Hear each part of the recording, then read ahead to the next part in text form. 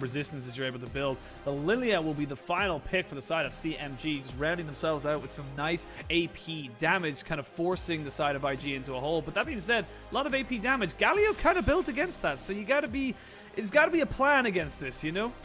Yeah, I'm not sure if they want to limit the Galio at all, but Shield of Durant gives you 80% extra magic resistance, and also a magic shield.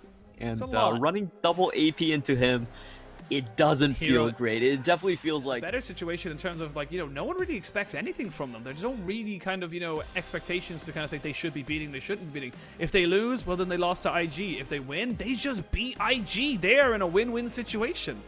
You know, I believe in YYC. In YYC, we trust. They come from the City of Heroes. They come from the City Circuit. They're going to take down IG today. They're going to do something that nobody has done so far in this Demacia tournament. They're going to show LPL that the Semi-Pro League still has a lot of strength in it. Wow, big, strong words coming out from Clement here as we jump onto the riff. That's what my heart feels, but not really my mind. Hey, man, sometimes you got to follow your heart. Proper anime style, you know?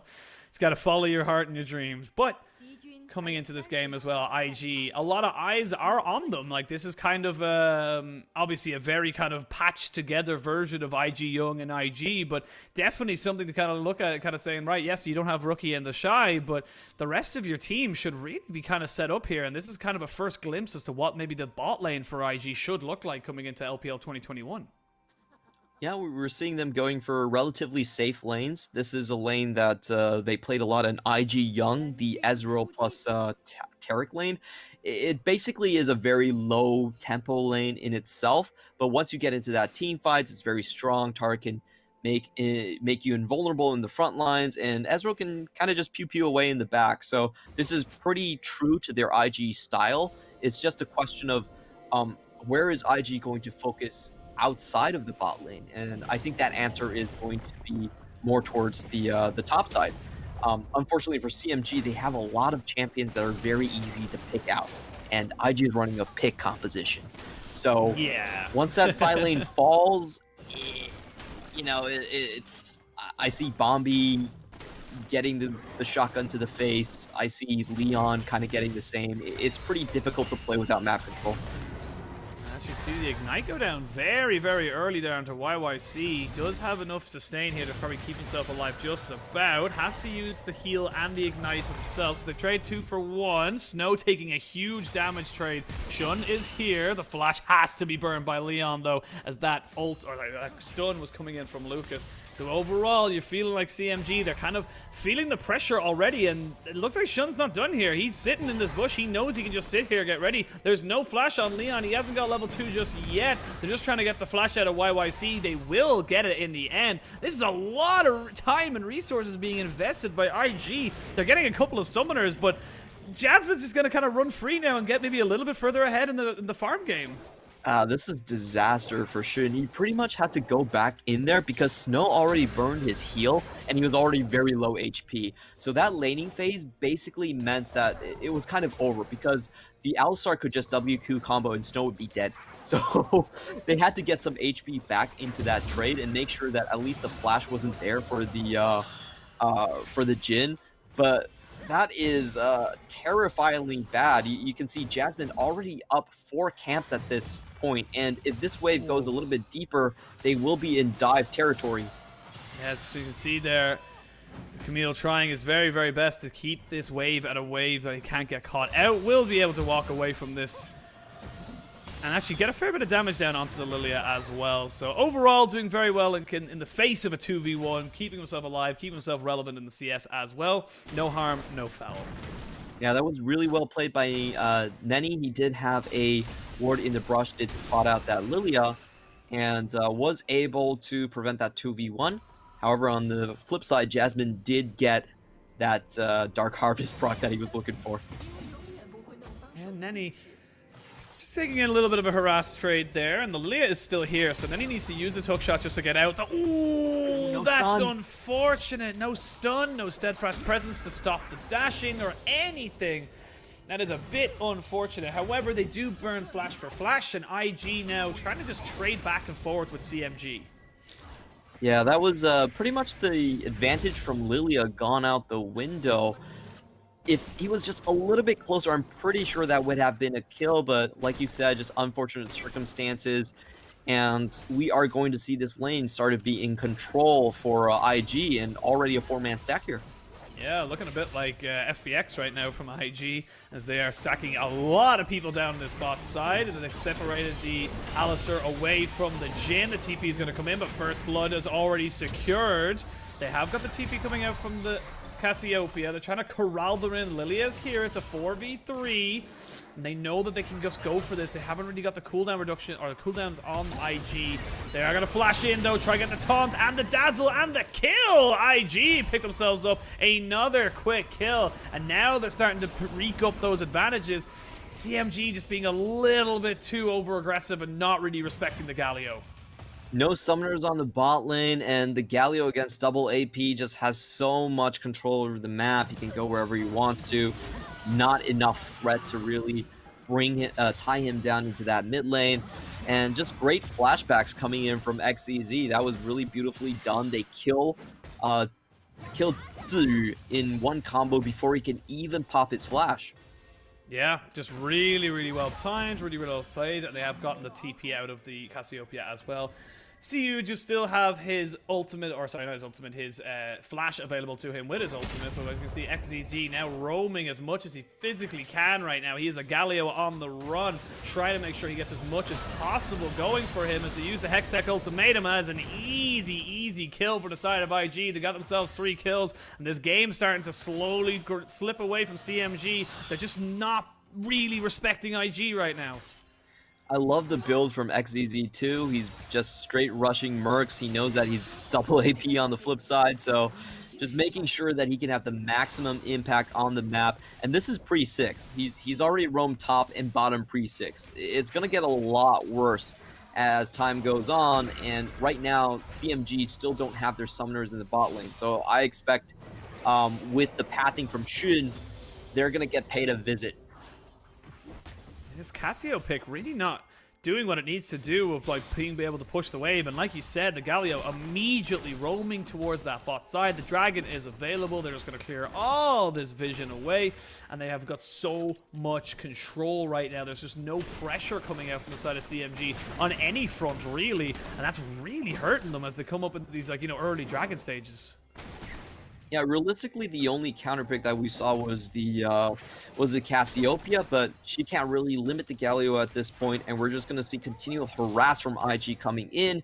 We see Ziyu playing very, very close to XZZ, making sure that he can't at least get the ultimate down, but he's still going to come in. No, they're going to still come in on top of this. As you can see, Snow with the magic damage shield as Jasmine's been forced away out of this fight. But that being said, though, Lucas in a little bit of trouble. Leon just trying his best to just kite this one out. They're so damn tanky on the side of IG. The Taric finally goes down. You can see the Cassiopeia trying to take down XZZ, but the magic resistance that he has is just too damn big. Snow forced to flash over. Where are you going with this one, NYCC? Just trying to get himself something, but no one else in the rest of his team was available for him, and that is going to be CMG just losing so much. They're going to try and turn this one out, and it almost gets down the ultimate. This is such a long fight. He will trade Cassiopeia for Galio. Both mid laners getting at Jasmine, trying to get himself away. Leon has just been walking up and down and around. They're going to see the Graves just jump straight in, trying to get himself a bit of a nuisance. He's got that grit. There's the true shot barrage. It's a little bit to the right, though, and doesn't quite pick him up. Overall, it's an absolute crazy, weird fight that ends up going in IG's favor. Yeah, CMG actually had the initial start to that fight, you know. Ziyu did his job on the Cassiopeia. He made sure, even though the Galio did arrive on the scene, he was already half health when he landed, and they also found the first kill onto Lucas, but unfortunately YYC really overplaying his hand in that engagement, goes over the wall. I believe even uses a flash or a hex flash to get there, dies instantly, and the chase down onto the Cassiopeia was then just wide open. So CMG, they could have had that one. It was a bit of an overextension from IG, but IG come out with a better execution. Yeah, I like how you say the better execution, but like, I feel like no team really executed very well there, and it was just kind of a big old mess of people just running around. But like you said, IG are the ones who come out on top. They're now 2-0-2 on top of Shun, so he is looking very, very strong coming into this mid game. They've got themselves a dragon. The Rift Herald is probably next on the menu, as they've got the pressure in the mid, they've got the pressure in the top. They just have pretty much set up everywhere to kind of take whatever advantages they like. And overall, we can see this kind of replay coming in here. It just kind of... I don't know where it's going from, actually. Where are we going? The Cassiopeia knows that the Galio is looking for the hero's entrance, so she plays him very, very close, and this is exactly what you should do. However, she still couldn't prevent the hero's entrance from going down, but Galio at this point is too low health to actually enter face first, and it does allow IG to get the first kill. And the Galio would have most likely wanted to ult the Taric instead of the Ezreal, so Cassiopeia did her job right here, but YYC really overstepped his bounds. Like everyone's backing away as well, and while that was happening, CMG does pick himself up a Rift Herald. It's actually very nicely done. I actually felt like IG should have had the pressure to be able to pick that one up themselves, but it ends up going over to the Lilia, as the Graves did have to reset and pick himself up a Gale 4th, so he's got his first mythic item completed up for him. And again, overall, this is kind of a weird setup for both teams. I feel like it's going to be... I feel like this game, and again, I don't mean any disrespect to any of this is going to be more about who makes the bigger mistake rather than who makes the biggest outplay, if that makes sense. It does feel like IG is coming into this tournament with a different mindset from a lot of other teams. They're just here to test out their new players, see who's going to actually slot into that starter position, which hasn't really been decided between Puff and Snow. We have had no indication of that. And just a reminder, IG Young was a very successful LDL team, even the champion, actually. Yeah, they won the whole summer split, so a lot of very big kind of prospects on that particular team. And we can see now YYC jumping in, teleport going to be used as well, but YYC is already dead. Jasmine needs to back himself away if he wants to make sure he is not caught out with a flash in, double taunt, nicely done by XCZ, and that is going to be 2 quick kills, 3 quick kills, and 1 trade it back straight away, but they will be able to take this tower. They're all full plates going over to them as well. I feel like IG just kind of finding the rhythm. They're kind of finding their way through this game and getting themselves the advantages they need. That was super easy execution on the side of IG. Not really much to say right there. Just being run down by the incoming Galio. So, and unfortunately, this is not going to improve. This is going to happen over and over again. I did want to point out that we're seeing the Moonstone Renewer come out from the Lilia. This is something that's been a bit of a new build. Very strong in skirmishing. You can't really heal yourself with the Moonstone Renewer. However, you can continuously heal a target that's next to you. So it goes very, very well with Lilia trying to stay in combat and also maybe trying to get something out of a mid-jungle 2v2. Oh, they're going to actually just fully commit now on top of this Cassiopeia. So much damage! And he flashes away, but he's not able to get out of it. Good petrifying gaze. They jump in with the Hextech Ultimatum. The Zhonya's comes out. I should say the Stopwatch comes out, but the Cosmic Radiance is there. And the collateral damage. That is going to be 2 quick kills. And oh, Leon! Why are you up that far? And now YYC is next on the menu. It's gotta be Beef, as he's trying his very best just to kite away. Does pop out a little bit of the dazzle, but it does not matter. While all this is happening, you've Poppy up on the top side pushing in, you've Ezreal down on the bot side pushing in. It's a bit of a trade, but it's a huge deficit now. 6,000 gold at 13 minutes is just insane for IG. This is very difficult to come back from, and I just want to point out IG had very good timings on that fight. They saw the Poppy just teleport back into lane, and then he instantly backs out of his lane, knows that he's not going to get matched on this teleport, goes in, finds the kill from behind the tower. Look at that teleport positioning. He comes from the jungle of CMG, so very difficult to expect that. And he also catches out a lot of the members that are rotating in trying to help. So they not only get a massive win in the mid, they also take down the bot lane tower with the solo fish of Snow. Oh, they're going to try and jump straight back onto the Cassiopeia. No flash, no ult, nowhere to go. And they're going to jump straight back on top of Jasmine, who tried to sneak away that Mountain Drake. Now Leon in trouble, forced to flash as soon as he got it back off cooldown. True Shot Barrage, not going to be able to hit anybody on the back of that. But this is IG now playing with their food. Yeah, pretty much. I think IG is going to try to beat the clock right here. We have to remember, if a three-way tie does happen, then it does come down to game time. So FPX was able to advance from their group because they stomped on the non-LPL teams the hardest. I think if IG want to advance and maybe get revenge on LGD, they need to keep that in mind and try to play as fast as possible. Yeah, and this is great now for Snow and Lucas. Really, actually, I gotta give real big props to Lucas. Lucas has been in the right position at the right time always for his team, and this Tarek pick really coming up dividends for him overall. And like you said, this is a team that hasn't 100% finalized its roster. It hasn't 100% given you the go-ahead on the bot lane at all. So this is an opportunity for someone like Lucas and Snow to really kind of come in and say, you know what, we might actually be on the front, you know, in the LPL next year. We gotta give this our all.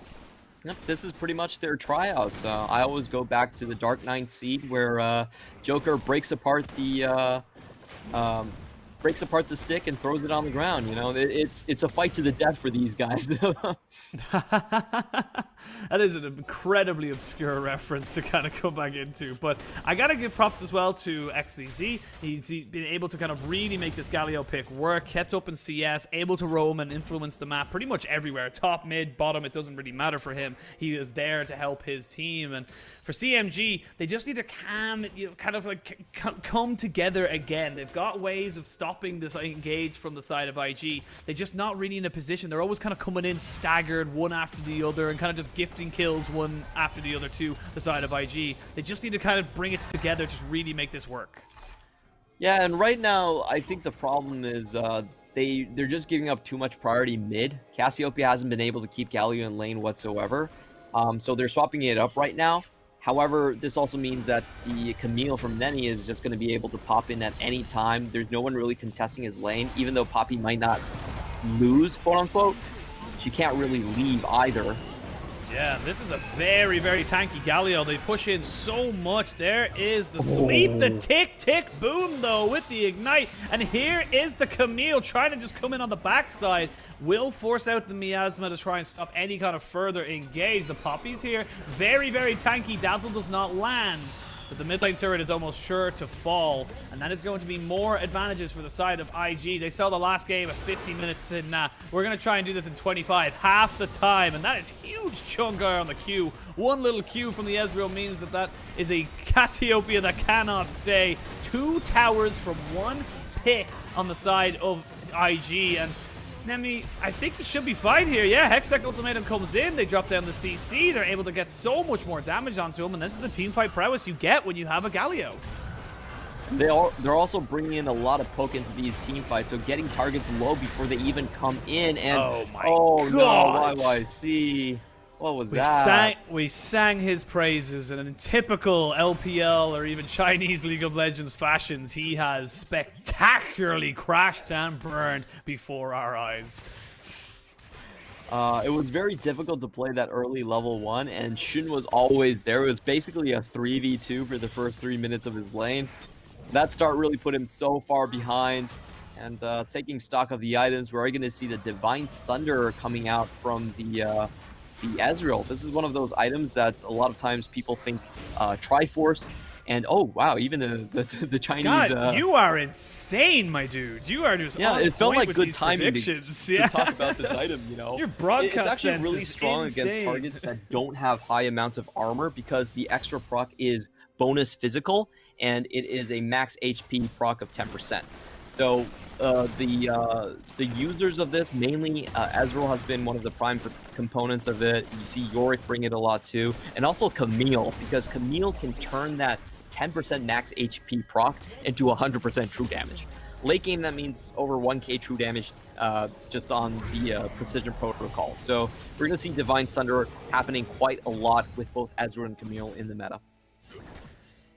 I'm just looking at the Ezreal, 207, got himself about a 45 CS lead. He is 2 items fully completed versus the 1 of the Jhin. Leon has not really had the best of moments. He almost felt like he arrived at fights and immediately had to either leave or die. It was the way he kind of set himself up for those, unfortunately. And that's just kind of how I like seeing this, because we talk about this a lot in the meta and how there's certain champions that are in there. And we talk a lot. Oh dear, this is an unfortunate time for you to be going in there. Hextech Ultimatum has to be used. They will just flash away though, so Summoner's burned. 4 people are down here. 5 people almost are down here for the side of CMG. But IG, not ones to be tardy, have got themselves ready and set up for this dragon. Nice idea from CMG. Unfortunately, just don't have the cash in the pockets to be able to make it work. That was a disgusting chunk of damage that Nenny was able to do here. Just the precision protocol proc right down into there. Leon's trying to find some kills. Jasmine! What happened? Where did you go? Why were you there? You're what? That was unnecessary at best, and that is another free kill going to IG. They're now on an 11,000 gold lead, looking for more turrets, looking for more damage. They've got themselves a Rift Herald.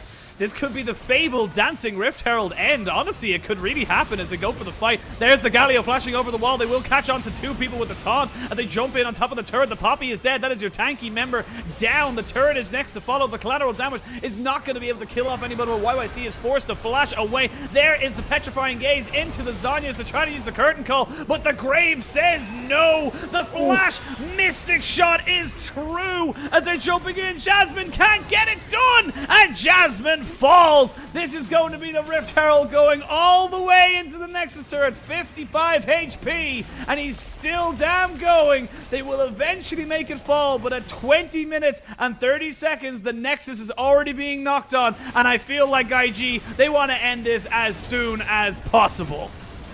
IG coming in with the composition that they are known for and executing it perfectly. This is how they play in the LPL, and hopefully we are going to see a reinvigorated squad coming into 2021. You know, a lot of members here very, very happy with their performances. XZZ definitely showing he deserves this starting position in Demacia. A minute, and that gave the 3 camps back to Shun after, you know, what failed in the bottom lane, and it kind of got out of hand from that, and I think this game is a very good example for why you shouldn't pick double AP into the Galio. That doesn't seem like a great idea. You aren't able to limit him whatsoever. And just looking at this draft, you know, the Kindred was taken off the table by themselves, but